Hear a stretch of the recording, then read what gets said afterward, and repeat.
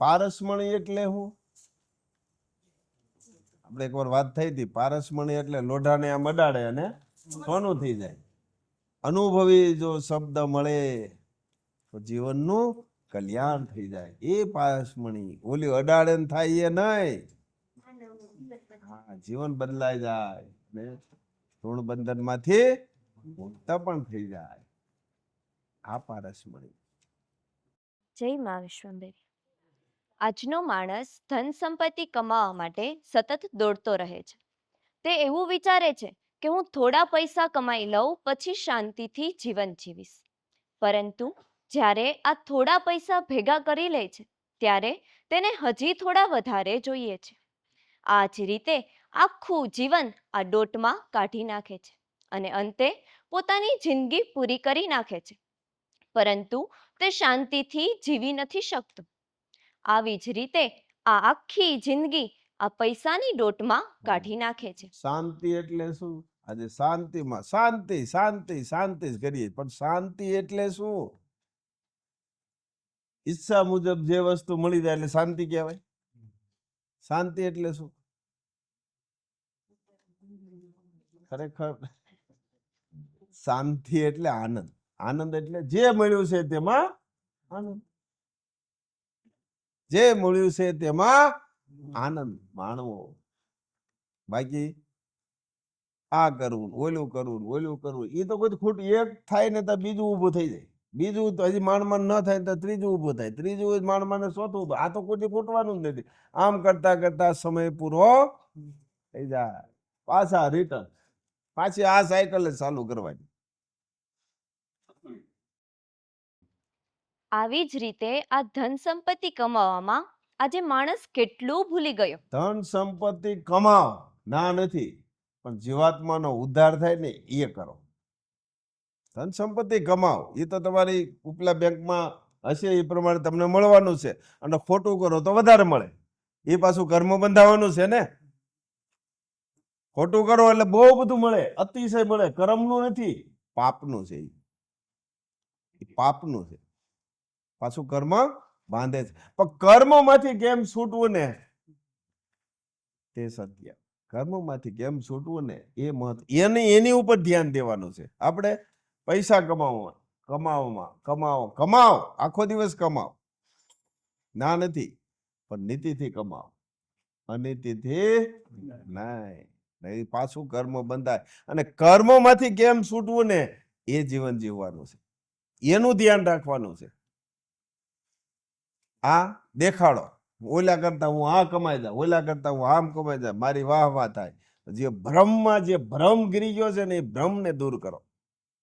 વાસ્તવિકતાને સમજીએ. ભ્રમ જ છે ને, બીજાને દેખાડવા હાટું જ છે ને આ બધું.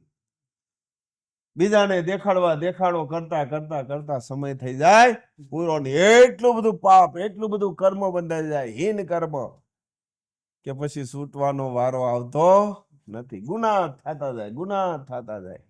કેટલા ગુના થઈ જાય બીજાને દેખાડવામાં જ. હું કામ દેખાડો શા માટે? ભ્રમ છે. ભ્રમમાં ન જીવતા સત્યમાં જીવો. આજનો માણસ આ દેખાદેખી ભર્યું જીવનમાં કેટલું બધું ભૂલી ગયો. આવો તેની તરફ એક દ્રષ્ટિ કરીએ. વારસાની સંપત્તિને લીધે આજે ભાઈ બહેન અને ભાઈ ભાઈના પવિત્ર સંબંધ તૂટી ગયા. વર્ષોથી સાથ રહેલા મિત્રો આજે પૈસાની લાલચમાં વીંટળાઈ ગયા. મોડી રાત સુધીની મીટિંગોમાં એ માતા પિતા અને બાળકો રાહ જોતા થાકી ગયા. દહેજના નામ પર પતિ પત્નીનો પવિત્ર સંબંધ પૈસા કમાવામાં બાળકો સાથે બેસી પણ શકતા નથી. શું જરૂર? બેસો ઘડી, કલાક 2 કલાક બેસો એની સાથે, અને થોડું જે આપણે વ્યવસાય કરતા હોય એને થોડીક એને સાથે લઈ જવાય, એટલે એને અનુભવ થતો જાય, એને ખ્યાલ આવે. પણ છતાં આપણે એ કરતા નથી, અને સુવિધાઓ આપતા જઈએ, પછી પરિણામ કેવું આવે છે આજે બધા જોવો જ છો ને, અનુભવો જ છો. આપણા જે વડવાઓ હતા ને પેલા આપણને એક ટક ભણવા જતા ને એક ટક સાથે લઈ જતા. કોઈ પણ ગમે ત્યાં જાઓ ને ત્યાં સાથે લઈ જાય કામે, અથવા વ્યવહારમાં જતા ત્યાં પણ લઈ જતા. એટલે વ્યવહાર કેમ કરવો ને એ પણ શીખવા મળતું. વ્યવહારમાં, કામમાં એવી એવી જગ્યાએ પણ આપણને લઈ જતા. શું કામ? કે અનુભવ થાય, પ્રેક્ટિકલ અનુભવ થાય. નાનપણથી જો અનુભવ થાય તેમાં ફેરફાર ન થાય. અને આ અનુભવ વિનાના સીધા ભણીને સીધા ડાયરેક્ટ અબજોપતિ થઈ જવું છે ને, આ જ વિચાર આવે, અબજોપતિ થઈ જવું છે. પણ ઉપર કર્મનું બેલેન્સ એ હોય નહીં, પછી ક્યાં જાય? હોય એ બાપાનું બધું, બાપાએ જે ભેગું કર્યું હોય ને બધું પૂરું કરી નાખે. આ જો છો ને બધી આજે કેવી પરિસ્થિતિ છે. એને પ્રેક્ટિકલ આપો, અને પ્રેક્ટિકલ તમે એને આપશો ને તો ચક્ર વ્યવસ્થિત હાલશે. હા, કોઈ પણ ચક્ર કે દાંતી હોય એને ગ્રીસ ભરવું પડે, નકર કહાઈ જાય. આજે એવું નથી લાગતું ગ્રીસ એટલે વિચાર મળ્યો નથી, પ્રેક્ટિકલ મળ્યું નથી, અનુભવ મળ્યો નથી. એટલે આજ બધા ચક્કડા ઘાતા જાય છે, એવું નથી લાગતું? બધાને અનુભવ જ છે ને. આજે જાગ્રત થાવ, બાળકને બેસાડો.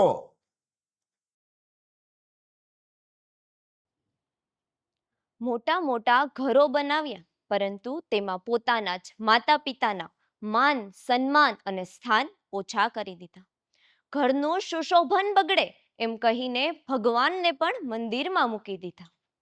જીવનમાં બધું પૈસાથી મળે છે એવો ખોટો ભ્રમ પાડીને આડોશી પાડોશીને મળતા પણ બંધ થઈ ગયા.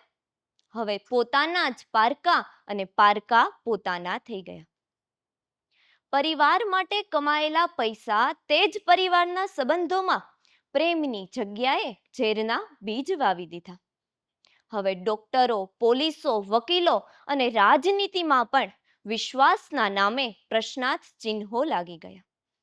જે 2 ટાઈમના ભોજન માટે કરે છે આ બધું ભેગું, તે ભોજનના ટેબલ પર પોતે એકલા જ રહી ગયા. પૈસાના કારણે જીવનમાં કામ, ક્રોધ, લોભ, મોહ, આળસ અને મનમાં અવગુણો હાવી થઈ ગયા. મનુષ્યની ઉત્તમ બુદ્ધિ અને જીવનના મૂળ લક્ષ્યને જાણે તાળા જ લાગી ગયા. જોયું ને, આ પૈસાની લાલચમાં આપણે કેટલું બધું ચૂકી ગયા. શું મળે આ પૈસાથી?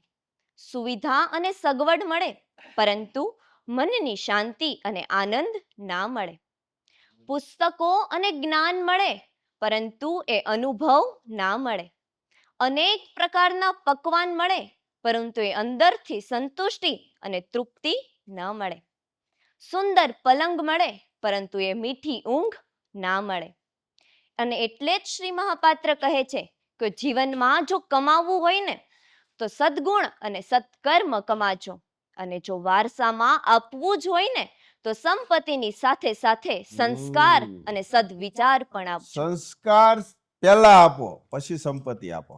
જો પહેલા સંપત્તિ આપી તો પણ સંસ્કાર રહેવાના નથી. સંસ્કાર હશે તો સંપત્તિ ટકાવી શકશે.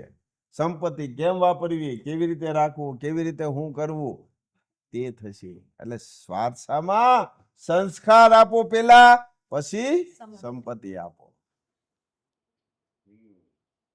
પૈસા જો તમારા કર્મમાં હશે તો તમને મળીને જ રહેશે. તેને તમારી પાસેથી કોઈ છીનવી નહીં શકે. અને જો તમારા કર્મમાં નહીં હોય તો ગમે એટલા પ્રયત્ન કરો છતાં તે નહીં મળે. એટલા માટે પૈસા મળે, કર્મમાં હોય એટલે મળે, પણ કર્મમાં છે તો મળે છે, પણ એ ક્યાં વાપરવા, કેવી રીતે વાપરવા એ ખબર નથી. તો પાર્ટીઓમાં, મોજ મજામાં ગમે ના ઉડી જાય ને. પછી કર્મ કાયમિક તો છે નહીં. હાલો કે એ જીવે ત્યાં લગી એમને મળતું રહે, અમુક સમય બંધ પણ થઈ જાય. ઉપર બેલેન્સ હોય એટલું મળી જાય. પછી પણ જો સંસ્કાર હોય, કર્મમાં થોડું હોય ને જો સંસ્કાર હશે તો એ જે મળ્યું છે ને એમાં એની જિંદગી પૂરી થઈ જાય. સમજણની સાથે જે કર્મમાં મળ્યું છે એમાં ને એમાં એની જિંદગી પૂરી થઈ જાય. ઓલું નગર થોડોક સમય મળ્યું, આનંદ આવ્યો, એ ઉડાડી નાખ્યા, ઓલું લીધું, ઓલું નથી જરૂરિયાત તે પણ લઈ લીધું. પછી શું કરવું? હે? પણ ઓલું સંસ્કાર હશે તો એ મળ્યું કર્મનું, પણ પછી નહીં મળે તો આ મળ્યું છે એમાં ને એમાં એની જિંદગી આનંદથી જીવી શકે અને આનંદથી આગળ વધી શકે. હા, નહીતર બધું ખતમ. સંસ્કાર એટલે સમજણ ની પેલા જરૂર છે. એટલે જ શ્રી મહાપાત્ર કહે છે કે આપણું જીવન માત્ર સત્કર્મ કરવામાં કરીએ, બાકી બધું તો કર્મને આધારિત મળવાનું જ છે. આપણે ઘણી વખત કહીએ છીએ ને આપણે શું કામ જીવવું જોઈએ? આપણો હેતુ શું? હેતુ શું? આ જીવવું શું હેતુ શું? આપણો મૂળભૂત હેતુ શું? હાલો, હે ઋણ બંધન માંથી મુક્ત થવું અને જીવાત્માનો ઉદ્ધાર માટે છે આ શરીર. શરીરની સુવિધાઓ, એટલી બધી સુવિધાઓ આપતા આપતા આપતા છે શરીર એક ક્ષીણ થઈ જાય અને કર્મ જે છૂટવાને બદલે બંધાઈ જાય. અતિશય શરીરની સુવિધા પણ આપો નહીં, પ્રકૃતિની સુવિધા, કારણ કે પ્રકૃતિ સાથે શરીર જોડાયેલું છે, વિકૃતિ સાથે જોડાયેલું નથી, પ્રકૃતિ સાથે જોડાયેલું છે. તો એને પ્રકૃતિનું આપો. જો વિકૃતિ આપી ને વિકૃતિ, શું પરિણામ આવ્યું? કાંઈ નહોતું, આનંદથી તોય ઊંઘી જતા. પંખા આવ્યા, હાલો વાંધો નહીં, હાલ્યું. હવે એસી આવ્યા તો હવે એમાંય શાંતિ નથી છે. જેટલું જેટલું વિકૃતિ આપતા ગયા, પરિણામ શું આવ્યું? આ શરીર છે ને પ્રકૃતિ સાથે જોડાયેલું, વિકૃતિ સાથે નહીં. આને બેન છેડ થાય નહીં. એટલે જેટલી આ શરીરને પ્રકૃતિ સાથે જોડશો એટલું તમારું શરીર પણ સારું રહે અને બીજા પણ રોગો આવશે નહીં. ખાવા આહાર વિહાર પણ ધ્યાન રાખો. ઋતુ પ્રમાણે આહાર ખાઓ. ખાવું એ મહત્વનું નથી, ન ખાવ એથી સારું રહે. અમુક તો ક્ષણિક માટે જ છે ને. એટલે ઋતુ, શિયાળો, ચોમાસું અને ઉનાળો, ત્રણેય ઋતુનું ભોજન અલગ અલગ છે. તો એ ભોજન એ સાથે લ્યો. અત્યારે આઈસ્ક્રીમ છે, પછી બીજી આ બધું શ્રીખંડ છે, આ બધું ખાવ તો શરીરને શું થાય? જીભે તમને સારું લાગે, સ્વાદ આવે, પણ એ કેમિકલ છે. એ આંતરડામાં છોટી જાય. એક તો હોય જ આંતરડાની તકલીફ બધાને, એમાં આ બધું ખાઈએ તો શું થાય? ઘડીક જ મજા ને. એ શા માટે? શું જરૂર છે? એક ગ્લાસ સરસ મજાની છાશ પી લીધી હોય, શાક રોટલી ખાઈને કેવો આનંદ આવે. અને ઓલું ખાઈને પછી ડોક્ટર ભાઈ જવાનું. શા માટે આવું કરવું જોઈએ? તમારા શરીરનું તમે ધ્યાન રાખો. શરીર પણ આમ ગણો તો તમારું નથી. અને પ્રકૃતિ સાથે જે, એટલે ઋતુ પ્રમાણે ખોરાક ખાઓ. જીભના ટેસ્ટ પ્રમાણે ખોરાક કદાપી ન ખાઓ, કારણ કે જીભને અલગ છે, આ શરીરને અલગ છે. જીભને જરીક જ આમ કરી પછી ઉતારી દેવાનું. ભોગવવું કોને? શરીરને. તો શરીરને શું માફક છે ને તે ખાવ, જીભને શું માફક છે એ ન ખાવ. શરીરને જે માફક છે તે ખાવ. કોના માટે? કોના માટે દિયા ખાવાની? સ્વ માટે. સ્વની દિયા ખાઓ પેલા. આજે જેટલી મહેનત માણસ ધન સંપત્તિ ભેગી કરવામાં કરે છે, જો એટલી જ મહેનત સત્કર્મ કરી સદગુણોને અપનાવવામાં કરે તો આ જીવાત્માનો ઉદ્ધાર અવશ્ય પ્રાપ્ત થશે. જય મા વિશ્વમેરી. જીવાત્માનું એક જ લક્ષ. શું લક્ષ? જીવાત્માનો ઉદ્ધાર કરવો. આગલા જે ઋણ બંધન છે એ તેમાંથી તમે છૂટા થાવ. નવા ઋણ બંધન એવા બાંધો કે પછી આ કોઈ આડા આવે નહીં. ઋણ બંધન જ હું તો કહું છું ન બાંધો, જેથી કરીને પાછું રિટર્ન આવવું પડે. જે છે એ ભોગવી લ્યો, નવા બાંધો જ નહીં. જે લોન ઉપાડી છે બેંકની અંદર એ લોન ભરી દો, એટલે હપ્તા આવતા બંધ. નવી લોન જ ન ઉપાડો. આવે કોઈ દી હપ્તો? ઉપાડ્યા જ રાખશો. છેલ્લે શું? અને આ ચક્ર ઉપલું ખૂટવાનું નથી. કર્મનો સિદ્ધાંત અટલ છે. આ મારો અનુભવ છે. જોયું છે, માન્યું છે, જાણ્યું છે. કર્મ કોઈને છોડવાનું નથી. આપણે જ કર્મ કરીએ ને આપણે જ તેમનો ભોગ આપણે જ ભોગવીએ છીએ. આપણે ઘણી વખત એમ કરતા હો તમે કે આ મને બહુ હેરાન કરે છે, આમ કરે છે, તેમ કરે. આગળ આપણે કર્યા હોય એને છોડે નહીં, અથવા નથી કર્યા આજકાલ કરે છે પાછું ભોગવશે. આપણે શું કરવું, એમાંથી કેમ બચવું, એમાંથી કેમ નીકળવું તે શીખો. જે પરિસ્થિતિ આવે એમાંથી કેમ નીકળવું નહીં શીખો. બાકી એમાં ઉપાધિ કરીએ કે આમ થઈ જાય, મારે આમ થયું ને આમ થયું. રોદરા રહેવાનું બંધ કરો. સંઘર્ષમાંથી કેમ સામનો કરીને એમાંથી નીકળવું તે શીખો. તે ધર્મ શીખવે તે ધર્મ. હરેક પરિસ્થિતિમાંથી કેમ બહાર આવવું ને તે શીખવે તે ધર્મ. બસ બેઠા બેઠા બે જાવ, મને આમ છોડાઈ દો, મારે આ દુઃખ છે, મારે આ દુઃખ છે, આ દુઃખ છે. અરે દુઃખની પાછળ બધા જવાબો છે જ, દુઃખ જ નથી. જવાબ છે જ, આ કરો એટલે નીકળી જાઓ. તો પરીક્ષામાં આવે પ્રશ્નોત્તરી જ આવે ને લાગત, પણ એને જવાબ દઈ દો તો ક્યાં વાંધો. પણ જવાબ ન દો તો તકલીફ ને. પણ પેપર હાથમાં લઈને આમનામ ઇન્ડિપેન્ડન્ટ બોલ પેન મોઢામાં નાખી રામ કરો, હું આમનામ કરો તો 3 કલાક પૂરી થઈ જાય. તો આમનામ કર્યા જિંદગી નહીં પૂરી થઈ જાય? આજ બધાની જિંદગી પૂરી જ થઈ જાય છે ને. લખવા મળો, જવાબ દેવા મળો. એમાંથી કેમ નીકળવું ને એ જવાબ દે, નીકળી જાઓ. હા છે આકર્મ ભક્તિ. જે પરિસ્થિતિ આવી એમાંથી કેમ બહાર નીકળવું ને એ શીખવાનું. એ ક્યાં મળે છે આપણને? અહીંયા 9 મણકાની માળા અને 17 વૈદિક સદગુણ. એ જવાબ છે. ગમે એટલા પ્રશ્ન આવે, લાખો કરોડો પ્રશ્ન હોય, આ બધાનો આ જવાબ છે. પ્રેક્ટિકલ 9 મણકાની માળા અને 17 વૈદિક સદગુણ છે, એ જવાબ છે. જવાબ તો ભરવો પડે ને. આ ગોતી ન ભરવો પડે. એ કઈ બધા આખી નવનીત ઓલામાં હોય, બધા પ્રશ્નોત્તરી હોય અને જવાબો હોય, તો જવાબો એમાં ગોતવા જ પડે ને. ગોતીને તમે લખી નાખો, જવાબ થઈ જાય. તો આ સમય જ્યારે આવે, જ્યારે પરિસ્થિતિ આવે, ત્યારે આ જીવનમાં ઉતારી લ્યો. હા ઈજી કે નહીં? નવું કર્મ બંધાય નહીં, જૂનું છે એ ભોગવાઈ જાય. કેવો આનંદ! રણછોડ ઋણ જ બંધાય નહીં, જૂનું જે છે એ પૂરું કરી નાખીએ. અને પૈસા તો એ તો કર્મમાં હોય એ જ મળતા. આપણે મહેનત પુરુષાર્થ કરવાનો છે, કરો પુરુષાર્થ કરવાનો જ છે. પણ અતિ પાપના ભેગા કરીએ તો શું આવે? પાછી લોન ઉપાડીએ ડબલ.